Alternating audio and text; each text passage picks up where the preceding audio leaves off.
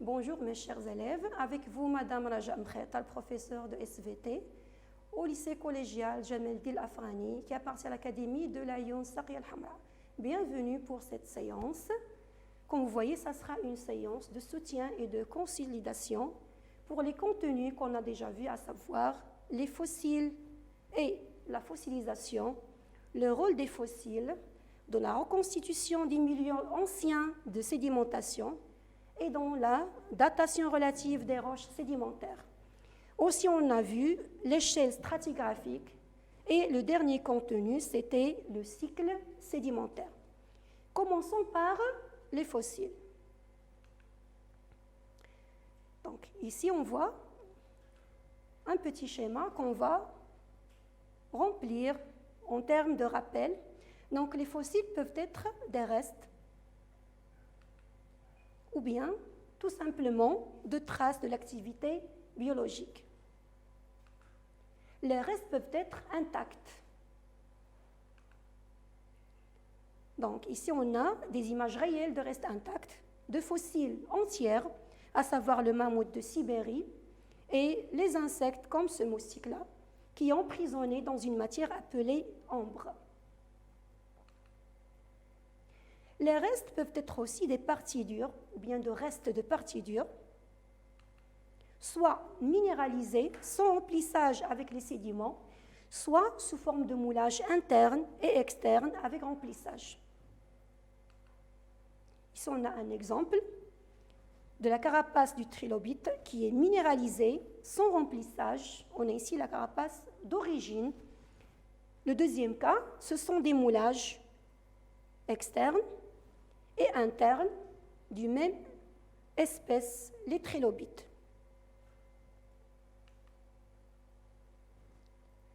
En ce qui concerne les traces de l'activité biologique, ça peut être tout simplement les fameuses célèbres traces ou bien empreintes de pas de dinosaures. Ça peut être même des galeries creusées par des insectes qui sont restés fossilisés.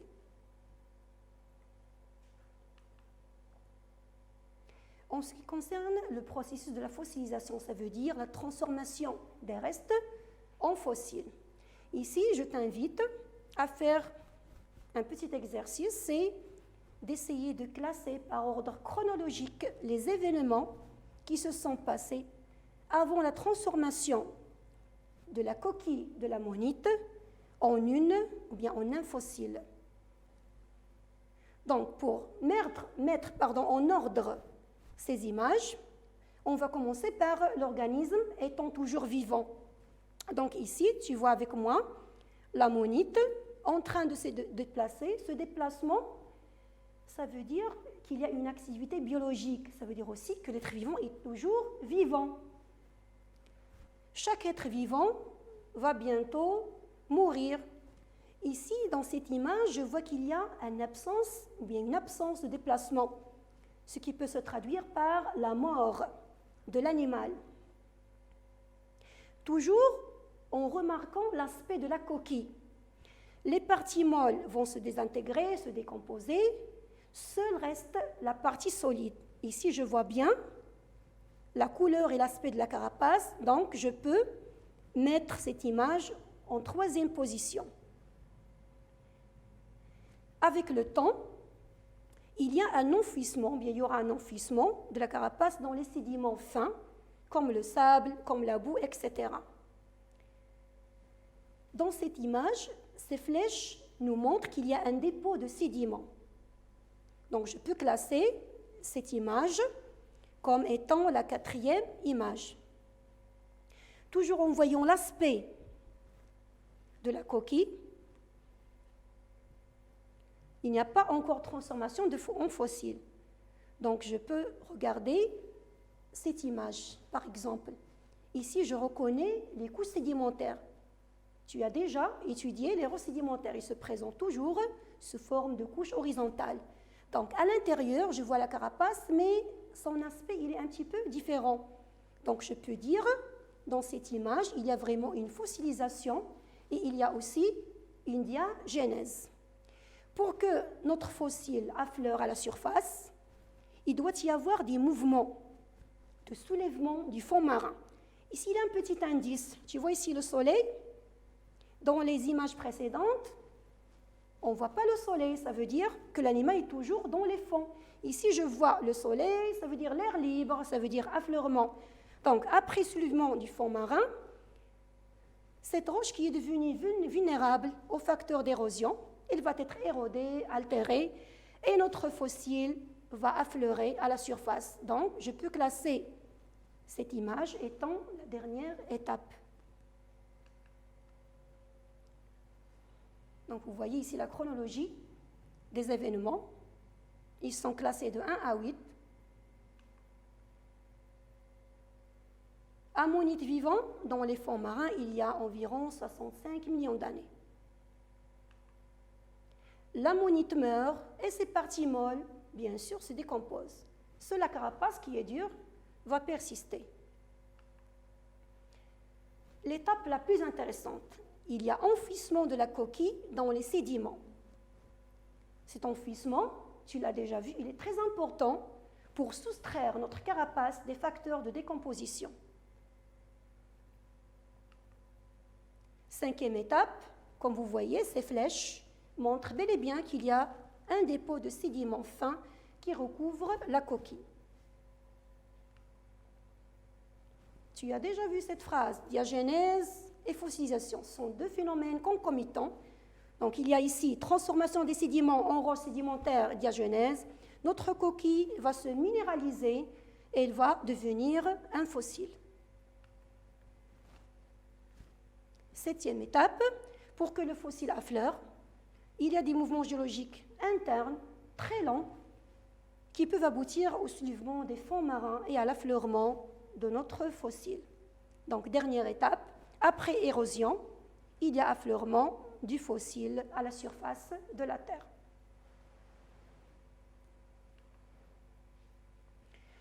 En ce qui concerne l'intérêt des fossiles, on a déjà vu que les fossiles se divisent en deux catégories, à savoir les fossiles de faciès, qui permettent de reconstituer les milieux anciens de dépôt, et il y a les fossiles stratigraphiques, ou bien les fossiles indicateurs du temps, qui permettent de dater relativement les roches sédimentaires qu'ils contiennent, ou bien que ces roches contiennent. Donc, on va faire comme un petit exercice. On a ici une forme de schéma, d'une figure, accompagnée d'âge en millions d'années. Donc, ici, on peut voir cette figure dont on a déjà parlé. L'extrémité en bas, elle représente toujours la date d'apparition. Le milieu, qui est un petit peu plus large, représente la répartition de l'animal bien du végétal, et l'extrémité en haut représente la date de l'extinction bien de la disparition de l'être vivant. Donc, si on compare, ou bien on relève l'âge approximatif, de ces êtres vivants, on peut calculer la période de vie du trilobite, moins 550 millions d'années à moins 245 millions d'années. On peut extraire la période de vie de l'ammonite, comme vous voyez, entre moins 245 millions d'années et moins 65 millions d'années. Et enfin, la durée de vie des nummulites, entre moins 65 millions d'années et moins 1,7 million d'années. Donc, comme vous voyez, tous ces animaux, ce sont des êtres éteints. Ils ont une durée de vie qui est limitée dans le temps. Maintenant, comparons ces êtres à un gastéropode appelé limné. Ici, on a une extrémité en bas qui représente toujours la date d'apparition, mais vous remarquez qu'il y a en haut, il y a des tirets, des points de suspension, comme vous voulez. Il n'y a pas une deuxième extrémité qui montre la disparition de l'animal. Qu'est-ce qu'on peut conclure? Tout simplement que ce gastéropode existe toujours. C'est une espèce qui est non éteinte. On peut dire qu'elle a une durée de vie qui est non limitée. Est-ce que tu peux maintenant distinguer les fossiles stratigraphiques des fossiles de faciès? Bien sûr, on a ici 3 fossiles stratigraphiques. Pourquoi? Ils sont connus par leur durée de vie limitée dans le temps. En ce qui concerne la liminée, on peut la considérer comme un fossile de faciès, puisque c'est une espèce qui est non éteinte, qui existe toujours. Donc, toutes les roches sédimentaires contenant l'un de ces fossiles, elle aura le même âge relatif que ce fossile. Par contre, toute roche sédimentaire qui contient la limonée, qui est un fossile de faciès, elle aura les mêmes caractéristiques du milieu de vie. Ça veut dire, sachant que ce gastéropode vit dans l'eau douce, dans le milieu lacustre, je peux dire que cette couche sédimentaire ou bien strate qui contient ce gastéropode s'est déposée dans des conditions, dans le même milieu que le milieu de vie de ce gastéropode. Ça veut dire dans un milieu lacustre.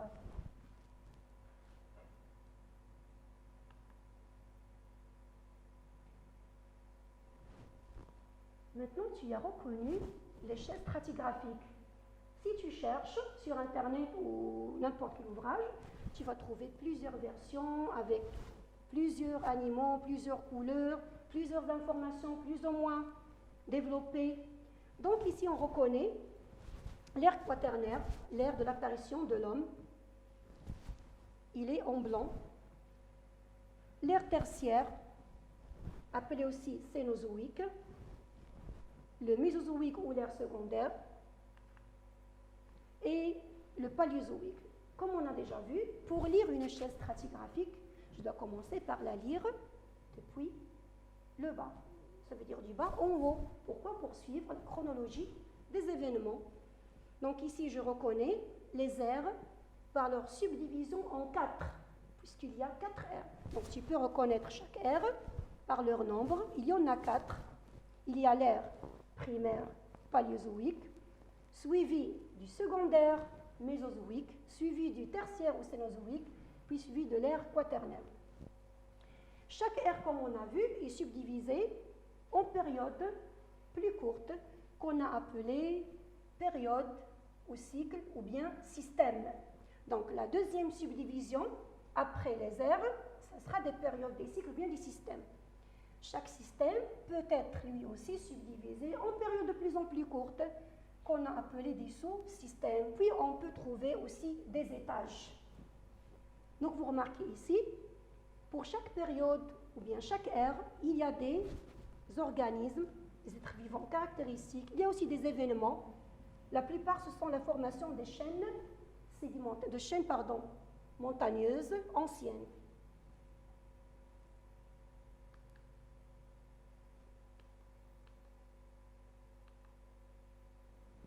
Donc, comme vous voyez, il y a des aires suivies de systèmes, suivies de sous-systèmes. Par exemple, tu peux trouver d'autres subdivisions en étages ou d'autres de plus courte durée. Passons maintenant au cycle sédimentaire. On a déjà fait une définition pour le cycle sédimentaire. On va nous rappeler de cette définition.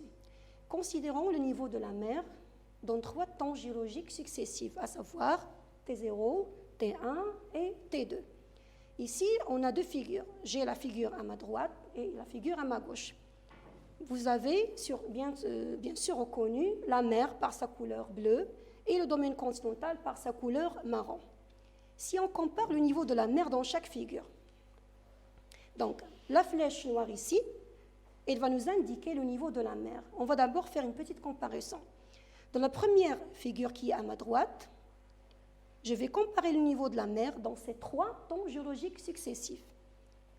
Donc, temps T0, vous voyez la longueur de la flèche. Temps T1, ma flèche indique toujours le niveau de la mer par rapport au domaine du continent. Et le temps T2.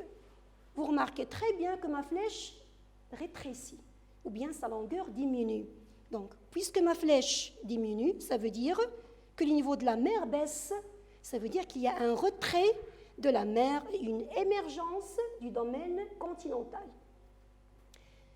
Ma deuxième figure, je fais la même chose. Ma flèche noire représente le niveau de la mer dans 3 temps géologiques successifs. Si je compare la longueur de ma flèche, je vois que ma flèche, du T0 au temps T2, elle va augmenter de longueur. Ça veut dire qu'il y a une augmentation du niveau de la mer, comme tu vois, qui va couvrir le domaine continental. Est-ce que tu as reconnu ces deux phénomènes? Dans la première figure, on a dit qu'il y a un retrait, un recul du domaine marin par rapport au domaine continental. Dans la deuxième figure, à ma gauche, il y a au contraire une avancée du domaine marin au profil du domaine continental. Je crois que tu as reconnu les deux phénomènes. Il s'agit à ma droite d'une régression de la mer, ça veut dire un recul de la mer, et cette régression, elle est souvent provoquée par une baisse du niveau de l'eau au niveau des océans ou par des mouvements de soulèvement qui font émerger le domaine continental. À ma gauche, il y a une transgression marine. Je la reconnais par une avancée de la mer qui va recouvrir le continent. Cette avancée est expliquée par une augmentation du niveau de l'eau de la mer ou bien par des mouvements d'affaissement, d'abaissement des continents. Bien sûr, on a déjà donné une définition. Ces deux phénomènes vont permettre l'érosion des roches des continents, vont permettre le transport par les courants marins, vont permettre le dépôt, ça veut dire la sédimentation, vont permettre la formation de roches sédimentaires. C'est ce qu'on appelle le cycle sédimentaire. On l'a déjà défini. Donc, chaque cycle sédimentaire, il est compris entre une transgression et une régression marine.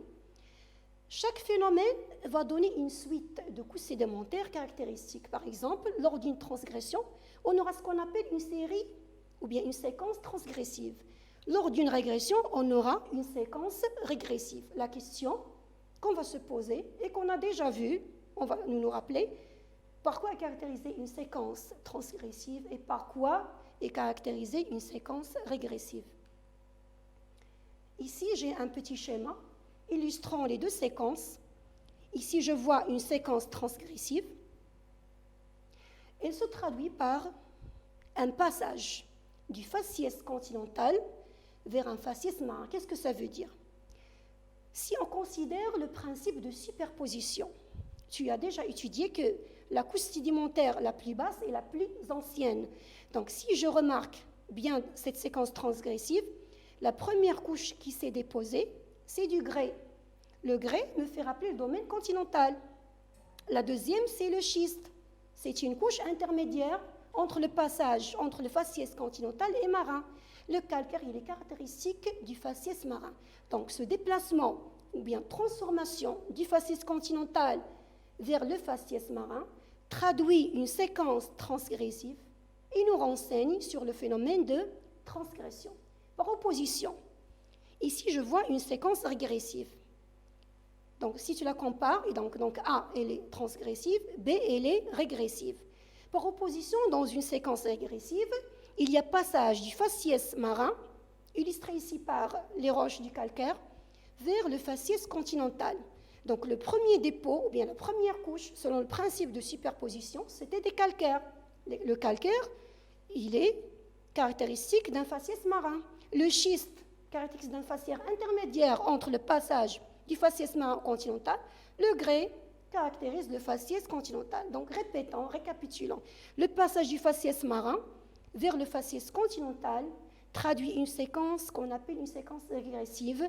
Donc, il va nous traduire le phénomène de régression. Schématisons tout cela par un simple schéma. Je peux donner une définition au cycle sédimentaire. Dans la succession des temps géologiques, les transgressions et les régressions se sont succédées au fil des temps. Donc, après chaque transgression, on va trouver une régression. Après chaque régression, on va trouver une transgression. Entre les deux, des événements passent, à savoir l'érosion, le transport, la sédimentation et la diagénèse. C'est ce qu'on a appelé un cycle sédimentaire. On va passer maintenant à une nouvelle séquence. La dernière séquence, c'est le cycle sédimentaire. On va donner une définition au cycle sédimentaire. Donc, on vous voyez vers une définition du cycle sédimentaire. Pour cela, considérons 3 niveaux successifs de la mer durant des temps géologiques que j'ai choisis, T0, T1 et T2. Comme vous voyez, ici on a 3 niveaux de la mer. En bleu, on a le domaine marin, comme vous voyez. En marron, on a le domaine continental. Si on compare le niveau de la mer du temps 0 vers le temps T2, on va voir qu'il y a une augmentation du niveau de la mer, ou bien une avancée de la mer sur le continent. Je pense que tu as connu le phénomène. Il s'agit d'une transgression marine que tu as déjà étudiée lorsque tu as étudié les milieux de dépôt. Donc, lors de cette transgression marine, ou l'avancée de la mer sur le continent, cette avancée ne sera pas sans impact sur les roches continentales. Au contraire, il y aura une érosion des roches continentales. Et bien sûr, lorsque je dis érosion, lorsque je dis produit d'érosion, il y aura un transport de ces sédiments. Bien sûr, le milieu de dépôt sera le milieu marin. Qui dit érosion, qui dit transport, qui dit sédimentation, dit aussi diagenèse. Ces phénomènes, tu l'as déjà étudié. Donc, qu'est-ce qu'il y a de nouveau? Le nouveau, c'est que ces phénomènes se produisent lors d'une transgression marine. On aura les mêmes phénomènes lors d'une régression, ça veut dire lors du retrait de la mer. Retenons l'essentiel. Lors d'une transgression marine, se produisent les phénomènes que tu as déjà étudiés, à savoir l'érosion, le transport, la sédimentation et la diagenèse, ce qui aboutit à la formation des roches sédimentaires. Les mêmes phénomènes vont se produire aussi lors d'une régression, ça veut dire lorsque la mer recule et le continent émerge. Et comme les transgressions et les régressions marines peuvent se succéder au fil des temps géologiques, ces phénomènes, à savoir l'érosion, etc., vont se répéter, vont se reproduire. On peut donc parler d'un cycle qu'on appelle le cycle sédimentaire. Donc, qu'est-ce qu'un cycle sédimentaire? Il correspond à la succession d'une transgression et d'une régression marine qu'on peut voir sur ce schéma. Donc, considérons des temps géologiques successifs. À chaque fois, il y a répétition des mêmes phénomènes, transgression suivie d'une régression, suivie d'une transgression, etc. Entre chaque transgression et régression, on aura les phénomènes que tu as déjà étudiés. On aura formation des roches sédimentaires. Entre transgression et régression, on aura ce qu'on a appelé un cycle sédimentaire. Une toute petite remarque. Les régressions et les transgressions sont caractéristiques des couches sédimentaires. Lors d'un passage d'un faciès continental vers un faciès marin, ça veut dire, en bas, on va trouver des roches qui caractérisent le continent, en haut, des roches caractérisant un dépôt dans un milieu marin. Cette transformation de faciès continental en marin va traduire une transgression, c'est ce qu'on appelle une séquence transgressive. Contrairement à la séquence régressive, ici on a passage du faciès marin, les dépôts qui caractérisent le milieu marin, vers des dépôts qui caractérisent le milieu continental. Ici on a du faciès marin au faciès continental, ça traduit bien une régression marine. Je vous remercie et à la prochaine séance.